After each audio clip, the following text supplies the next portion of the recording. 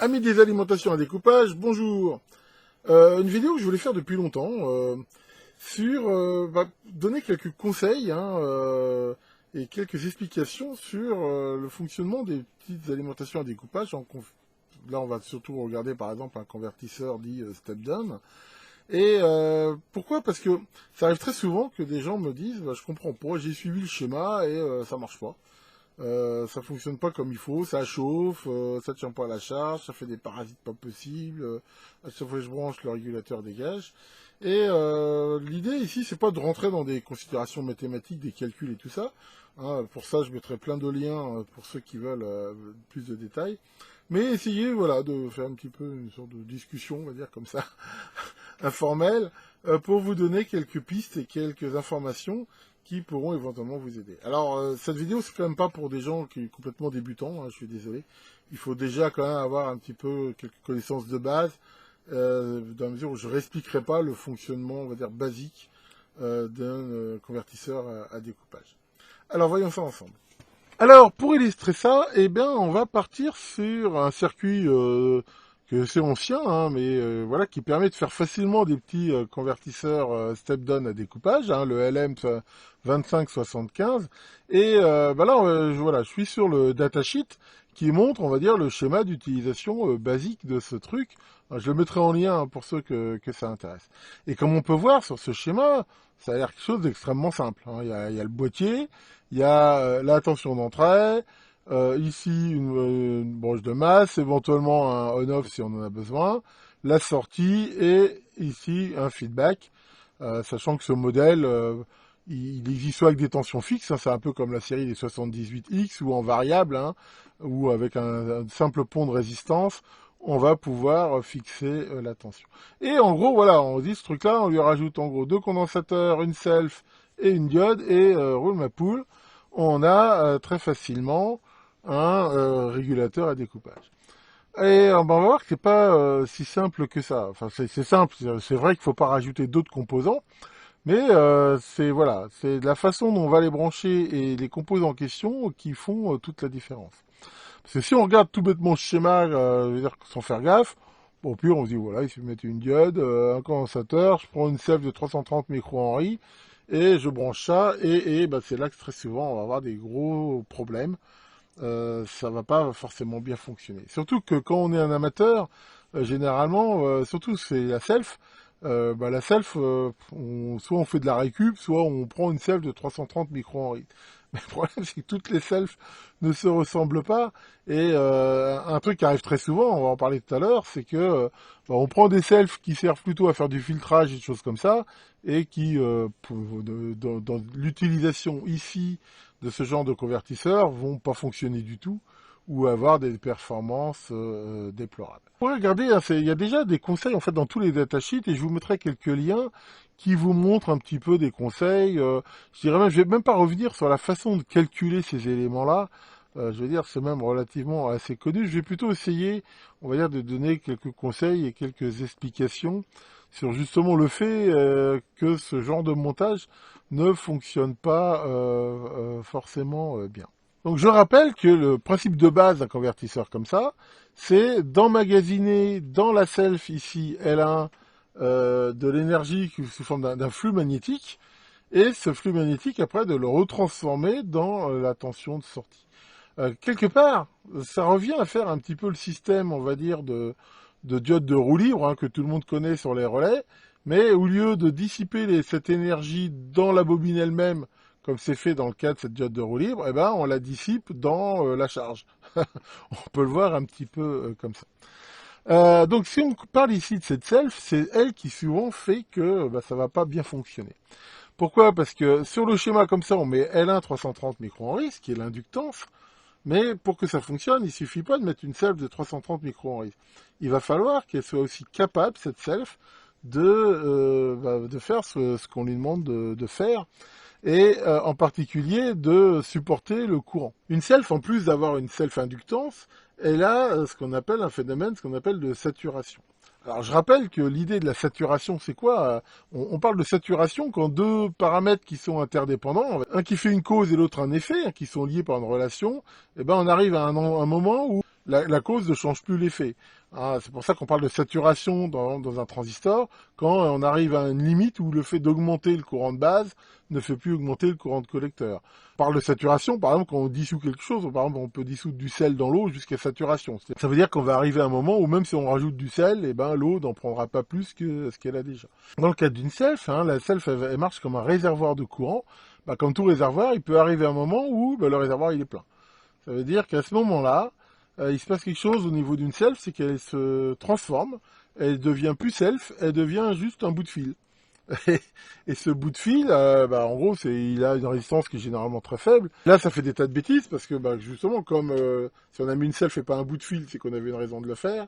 Et le bout de fil en question, ça se termine généralement très mal, souvent même par la destruction éventuellement de composants. Donc ça veut dire que déjà, quand on prend ici une self, il va falloir s'arranger pour que cette self puisse tenir son courant max, on va dire, qui doit être en dessous de la saturation.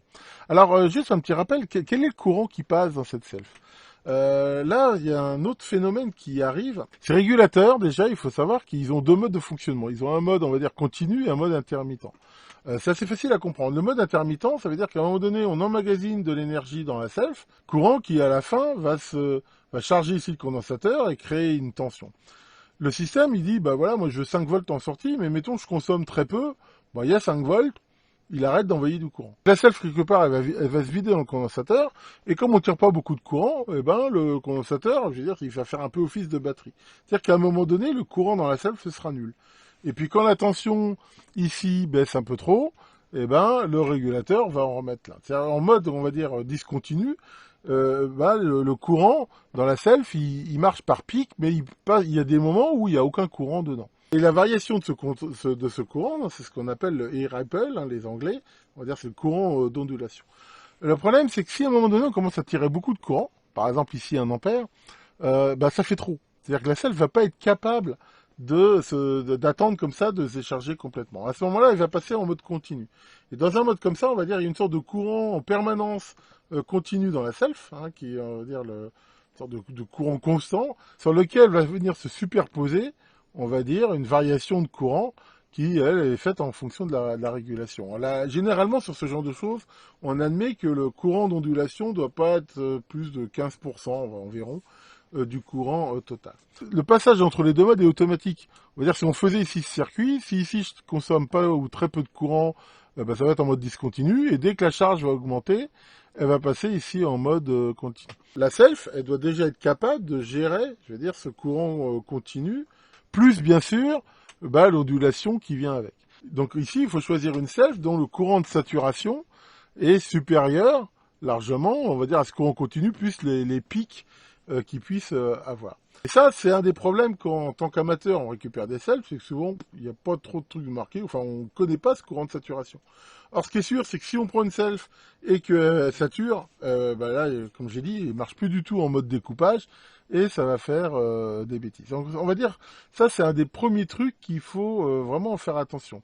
Et la seconde, c'est un petit peu le type de self et la fréquence de fonctionnement. Les selfs, elles ont un paramètre qui s'appelle SFR, un Self Frequency Resonant, qui est en gros un petit peu sa fréquence de résonance, et il faut que une self, on va dire dans ce mode-là, travaille toujours en deçà de cette fréquence max. Or, si on prend par exemple des torques qu'on récupère, des torques qui sont utilisés pour le filtrage, ils ont souvent des SFR très faibles, de l'ordre de 1 kHz. Un système comme ça, il marche bien plus haut. Si on voit, par exemple, on prend un torque qu'on a récupéré dans un filtre, on le mesure, 330 microhenries, super, on se dit, oula, le fil a l'air gros, a priori, ça tiendra le courant, mais ici, ça marchera pas du tout à cause de ça. Pour info, hein, voilà, je vous ai mis ici un datasheet, hein, que j'ai pris là sur Radiosphère, enfin, on le trouve partout, justement sur ce genre d'inductance, et on peut regarder, dans ce tableau, ce genre de self, on indique l'inductance, justement, ici en microhenries. Hein, souvent, on voit déjà que c'est rarement très précis, hein, c'est un peu comme les condensateurs, c'est de l'ordre de 20%. Mais on voit ici cette fréquence. Et ce qui veut dire que si, à un moment donné, je prends une self comme ça, pour un oscillateur à découpage, là, qui va marcher aux alentours je crois qu'il marche aux alentours de 60 kHz, celui que je vous ai montré, et je prends par exemple cette self-là, voilà, là c'est 5 MHz, donc là ça va le faire. Mais pourquoi? Parce que là, je vous montre des datasheets de self qui sont a priori faites pour ça. Mais si vous regardez, là, j'en ai pas sous la main, un datasheet de self qui sert plutôt à faire du filtrage, bah, vous trouverez que ça se trouve, c'est 1 kHz, quoi. Donc, il y a ça qui joue. Après, il y a la résistance. Alors, cette résistance continue, elle sera toujours présente.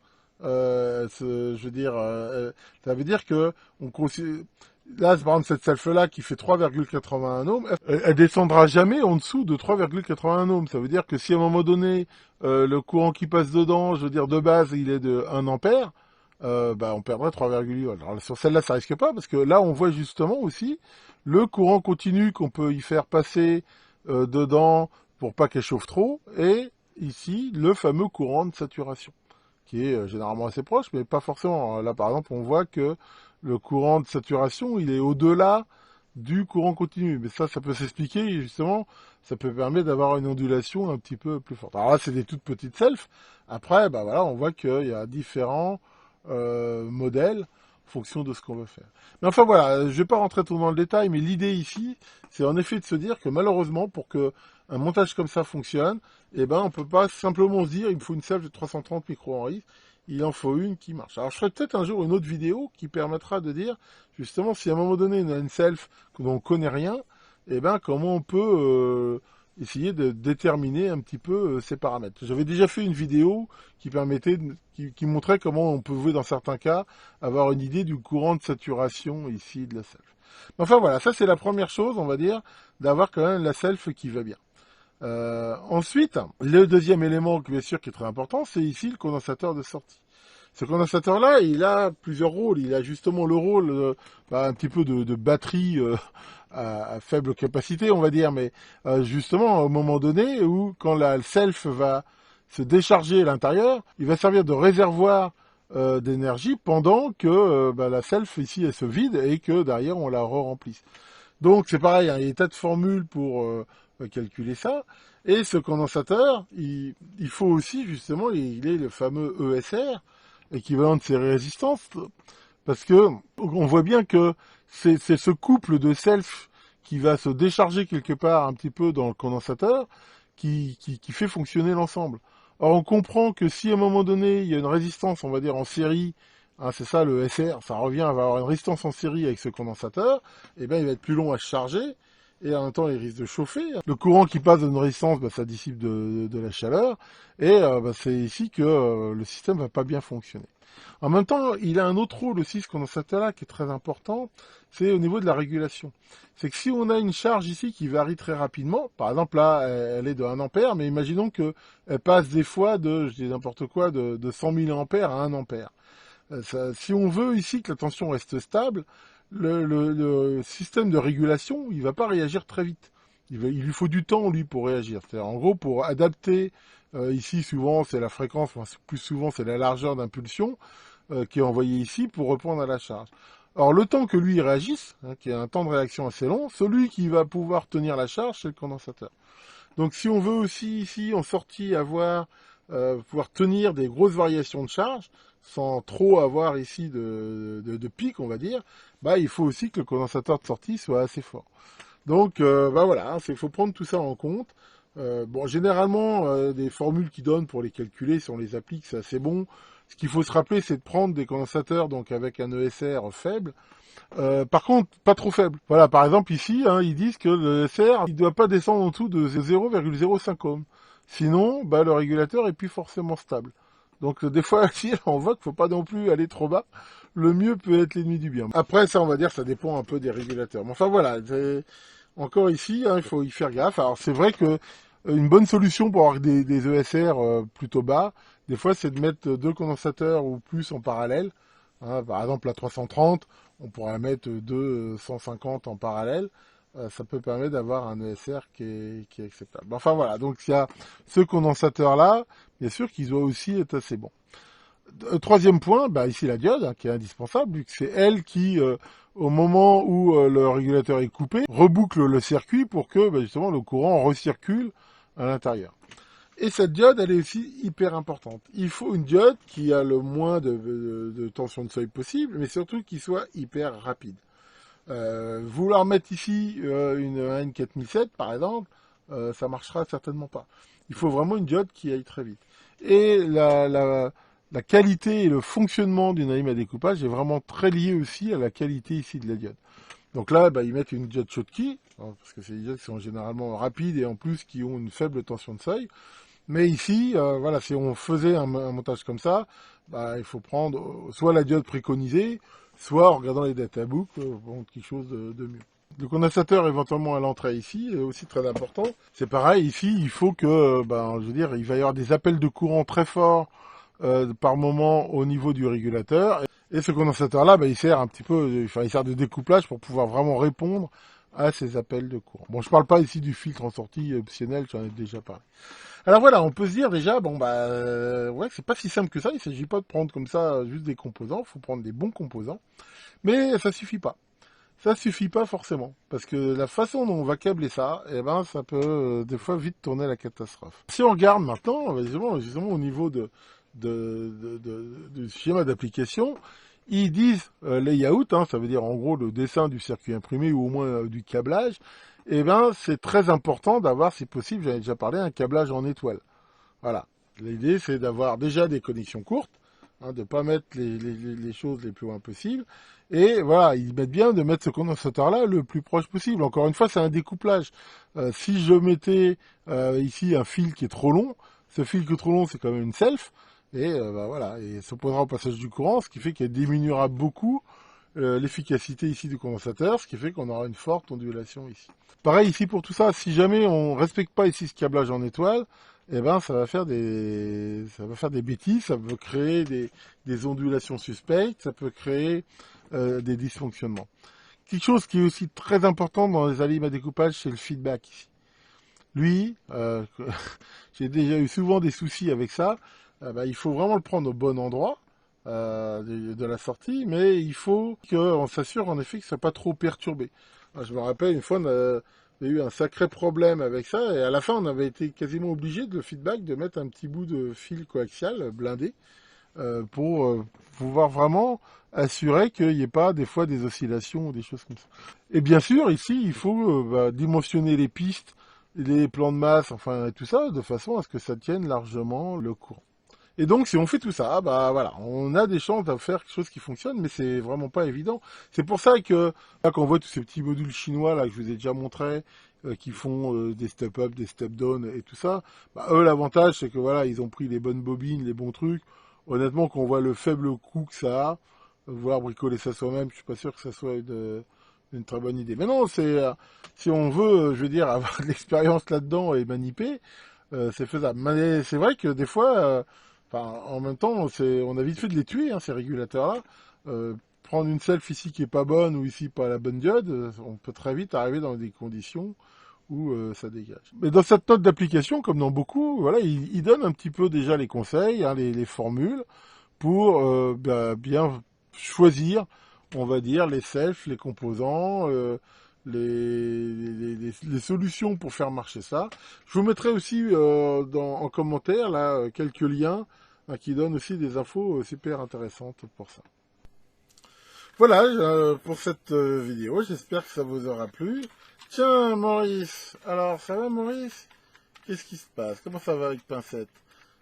T'as eu un report sexuel? Un rapport sexuel, tu veux dire? Non, un report, elle a dit qu'elle était d'accord plus tard. Eh ben, c'est pas gagné. Donc voilà, que l'Afro Ripple, démon des alimentations à découpage, vous évite les ondulations, et à très bientôt pour de nouvelles vidéos.